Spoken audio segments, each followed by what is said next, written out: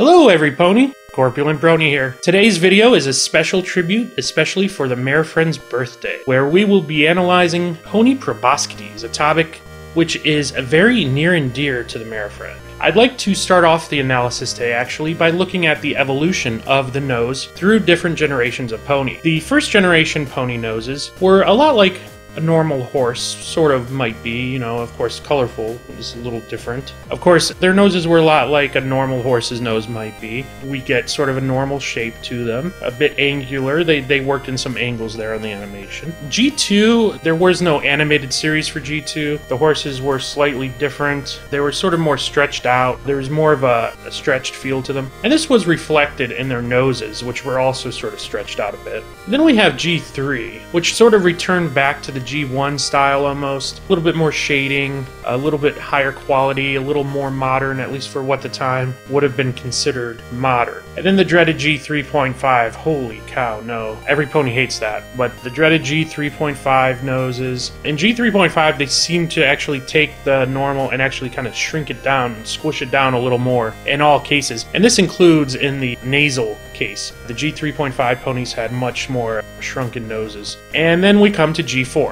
Now, the interesting thing about G4 is it's the first pony generation that introduced a sexual dimorphism, specifically connected with the nose. You'll see that the stallions have much more angular noses that are a little bigger, a little longer. It also tends to be one of the distinguishing characteristics of males in G4 is their nose. We can get into a whole nother topic associated with sexual dimorphism throughout the different gens of pony, but that might be a topic for a different video. The females in G4 show a nose that's much smaller, much more compact. An exception to this, of course, is actually the princesses. Cadence, Luna, and Celestia, all of their noses tend to be almost like a mix between the male and the female. They have the female shape, but they're a little longer, a little larger, to go around with the sort of the slightly increased size of the princesses' bodies themselves. Of course, in pony and G4, we've seen many different species, and it's interesting also to take a look at their noses and how they've differed through time. It's interesting to take a look at, you know, some of the noses perhaps that the other species of pony exhibit, how these might differ from normal pony noses. The first species we're introduced to are griffins. We see with Gilda, her nose is much like a normal bird's beak might be. We have dragon noses. These are often very long and enlarged. MLP went with sort of a traditional Western-looking dragon for most of their dragon designs, and we see a lot of those in that one Spike episode about finding yourself or whatever. And then there's the Draconicus nose. Of course, the only Draconicus we know about in this universe is Discord.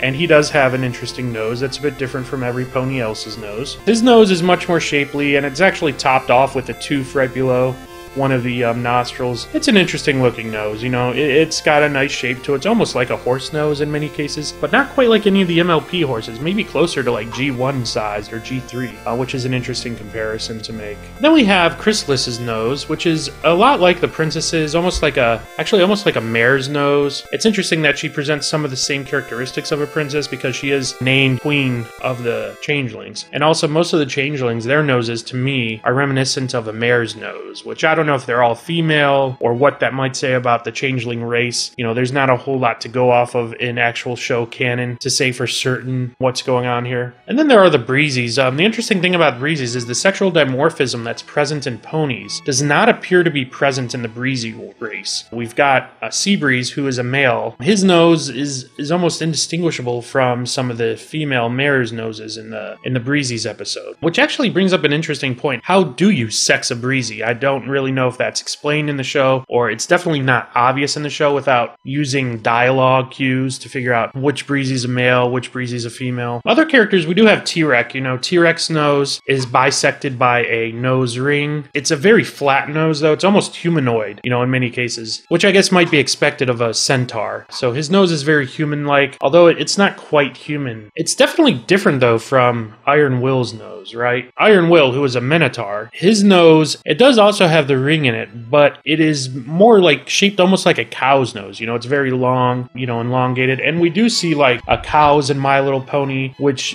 you know are very comic-y looking noses that are like almost like a cow's, like you might expect a cow's nose to look in real life. The buffalo noses in MLP, I think the MAREFRIEND would agree, are a little disappointing. They're very compact, very small, very inset into their face, and in comparison to the size of the buffalo as a whole, they seem very small, to be honest. Possible exception is actually Little Strongheart. Her nose, unlike the other buffaloes, it isn't like separated out from the rest of her face with a different color and everything. Rather, it almost blends in with the rest of her face, much like a pony's nose would be. In fact, in many respects, Little Strongheart seems to resemble some sort of pony-buffalo hybrid. And then there's Spike the dragon. While Spike himself is a dragon, his nose is obviously different from the other dragons we've seen in the show. You know, it's a much smaller, more compact nose. It actually is a little reminiscent of a mare's nose in many respects, I think. Also, in the world of My Little Pony, we have zebra noses. Actually, the nose on Zecora is different. It's obviously different from a pony nose. And it's almost squarer. It's almost like a mare nose, only more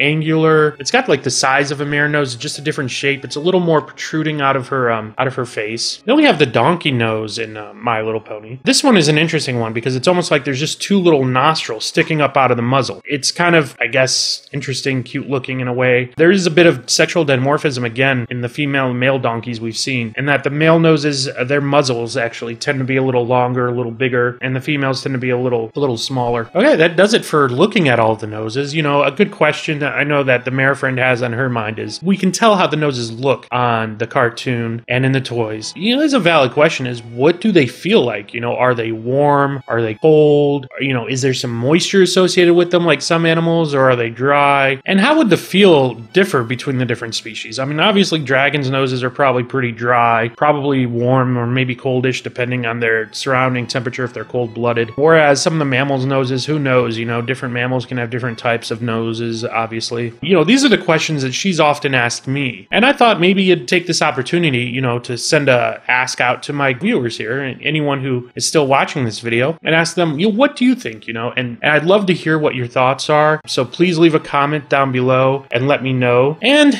the MAREFRIEND has asked me also to just let everyone know she is a big avid keychain collector. You know, she's always interested in finding new keychains, and some people just have a bunch of keychains sitting around, and if you want to send her keychains, I'll put some info in the description below. Don't feel like you have to though. I mean, I'm sure she'd really appreciate it though. She'd be super appreciative. She's got a very large keychain collection, one of the largest in the eastern United States area. She's got thousands and thousands of keychains. She actually has a blog where she writes about her keychain collection on LiveJournal, and I think she's going to start posting on her Google Plus account with info about her keychain collection. So check out the description below for information about her keychain collection, and if you're interested, and you know, maybe helping her out with her blog or her collection, I'm sure she'd appreciate it. You know, she'd like me to go ahead and give her a shout out, so you know, I want to help her out. So thank you for sticking with me on this nose video. Thanks from all the Corpulent and Raddies, and thanks also to the MAREFRIEND for being so awesome. Thanks. See you later, every Brony. Ceterum autem censio flash sentry esse delenda.